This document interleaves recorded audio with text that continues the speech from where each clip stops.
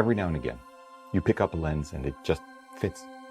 Size, weight, handling, build quality, industrial design. And on top of all that, you know that this is precisely the field of view and maximum aperture you want.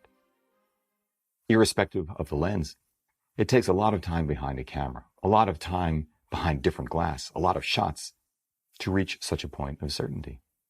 Then you take it out on its maiden voyage with intent. You arrive at your predetermined location, peer through the viewfinder, frame the shot, maybe fire off just another one or two as you hone the angle, composition, maybe a couple more to take advantage of a serendipitous moment of light, movement, or other manner of intrusion into the frame. And boom, you know down to your core you've got something. But it's when you first open the file at some later point, or see the developed film on a light table and peer through a loop, and can't help that involuntary gasp, perhaps a certain tightness in the chest, a feeling in your gut, a moment of giddiness or lightheadedness, maybe just a slowly spreading quiet smile. That you realize the totality of a single image taken through that glass so exceeds your expectations, even if you didn't get 100% of what you were after. An image, irrespective of that possibility, where substance, art, technical brilliance, and gestalt, zeitgeist, and room to maneuver in post combine in such a sublime way, to you, no one else matters, that you realize something extraordinary has happened.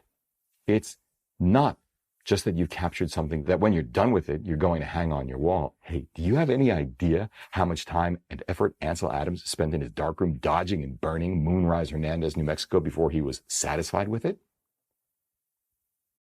It's that you found a lens for the ages, the last lens of its kind you'll ever buy. Hey everybody, I'm Hugh Brownstone for Three Blind Men and an Elevate. It has been a while since I shared with you the first episode of our Last Lens You'll Ever Buy series, back in July 2019 actually, all about Leicka's Apo Summicron SL 90mm f2, which is an incredible lens, especially when mated to the Panasonic S1R I had on hand then and the SL2 I own now, both with 47 megapixel sensors. It was clear to me that this lens out-resolved those sensors, a lens to be passed down through the generations because of image quality, build quality, industrial design, autofocus performance, relatively compact size and weight. There was just nothing I didn't love about this lens. Well, other than the price, but hey, it is what it is. But I promised back then that in future episodes I'd show you that you don't need to drop that much money. 5 large. So, welcome to episode 2.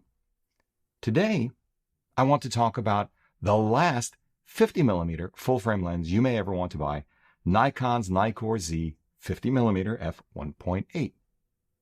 But before I do, I want to share with you, as I will do often in the coming days and weeks, that registration is now open for our 2020 Streets of New York Street Photography workshops, and I am stoked.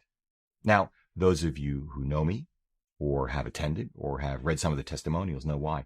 These are life-affirming experience for attendees and for Claudia and I.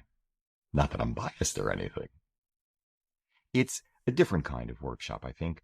A wonderful mix of technique, sure. Shooting and review, of course, lots of it, but also history, philosophy, ethics, and private tours not only of a couple of extraordinary photographic institutions, but the opportunity to visit iconic locations inhabited or shot by legendary photographers.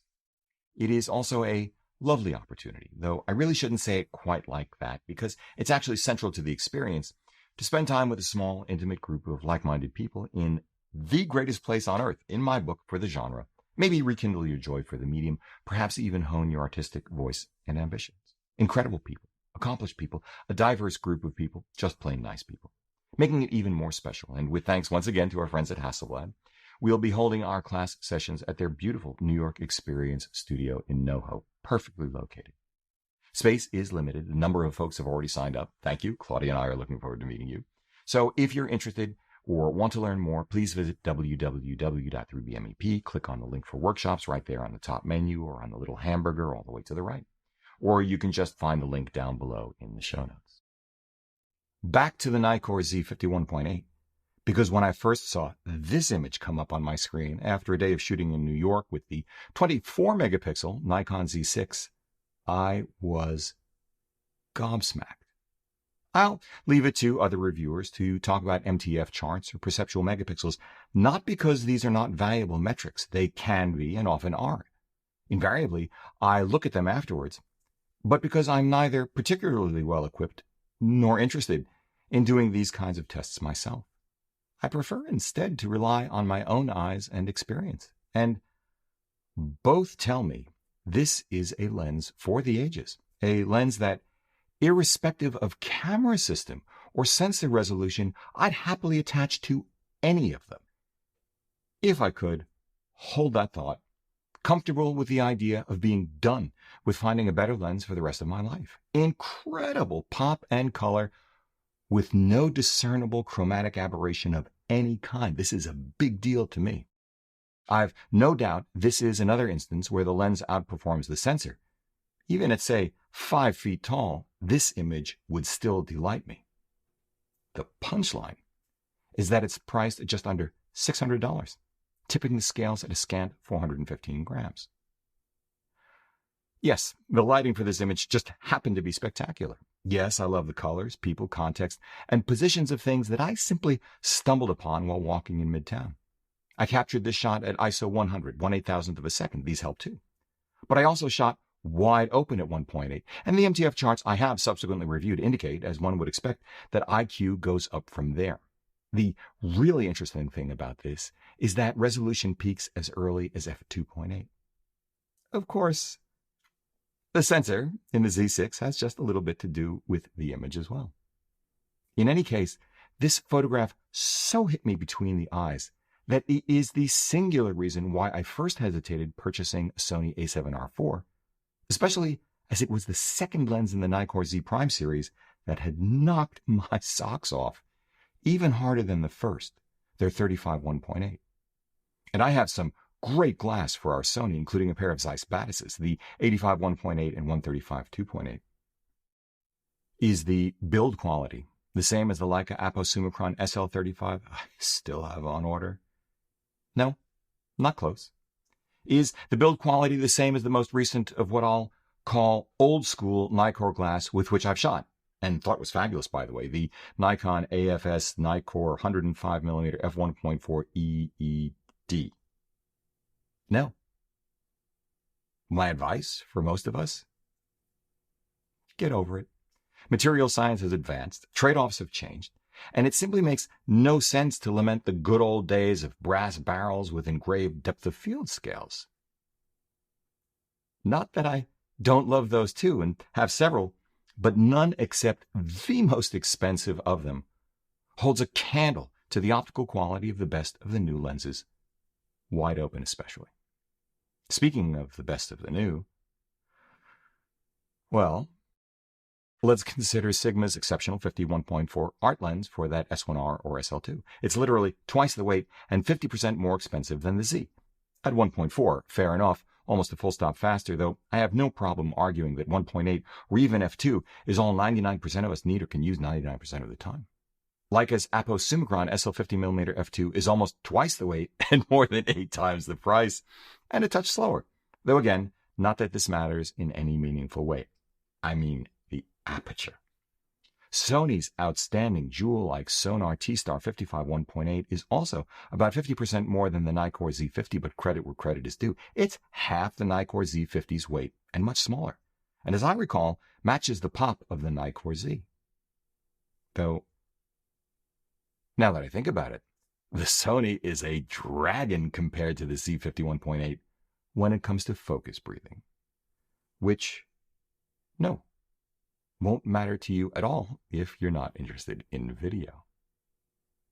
Finally, Canon's RF 50mm f1.2 was an honorable mention in our Lens of the Year awards with its absolutely stunning, creamy, beautiful imagery wide open, but its autofocus was dramatically slower on the EOS R than the NIKKOR Z is on any Z body. It weighs more than twice as much, costs about 4 times as much, and I don't think it's as sharp. But to be fair, I didn't see any chromatic aberration in the RF50 either. On the other hand, I don't think that the Sigma or Sony are as well corrected for CA. If the Apo Summicron, which I've not had in hand, is like the Apo 35, and I think it is, I imagine I wouldn't see any CA with it either. But in any case, just look at the glass to which we're comparing this $600 NIKKOR. You can argue that chromatic aberration is no big thing, that a mouse click is all it takes to remove it in post. True enough, usually for lateral chromatic aberration for stills, not true at all for video, and when it comes to longitudinal or spherochromatic aberration, not true, period. It just bugs me to see this in any lens, let alone an expensive one. Of course, you now know, if you didn't already, that in the end I decided to get the Leica SL2. There are a number of reasons why I did so, but that's not the point of this video, and I'm usually a statistical outlier in most things.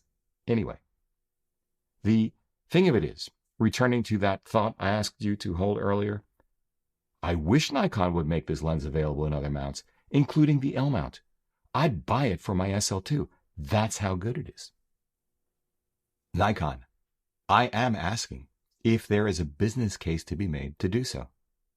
Actually, what I'm really asking is, please, pretty please with sugar on top, make all of your Z primes available in other mounts. It strikes me that no one else in the market has hit upon as keenly balanced a set of trade-offs among image quality, size, weight, speed, weather sealing, focus performance, build quality appropriate to the task, and price as you have for full-frame primes. In the meantime, for those of you who have already taken the plunge into the Nikon Z system, or who are contemplating it, this is the first lens to get for it, maybe the last, because of all the focal lengths out there, prime or zoom. I've always thought a moderately fast 50 is the most versatile. It works beautifully on the little APS-C Z52, which turns it into the full-frame field of view depth of field equivalent of a 75mm, call it f2.8, which is, in fact, of course, precisely what I just used to record this video. If you like what you've seen here today, please give a thumbs up, subscribe, join the conversation below. You guys continue to be just incredible, knowledgeable, inspiring, funny. I mean, you're a joy, truly. Follow us on Instagram and Twitter. Grab one or both of our new Hold That Thought t-shirts you wanted us to put up at our new 3BMEPthreadless.com store.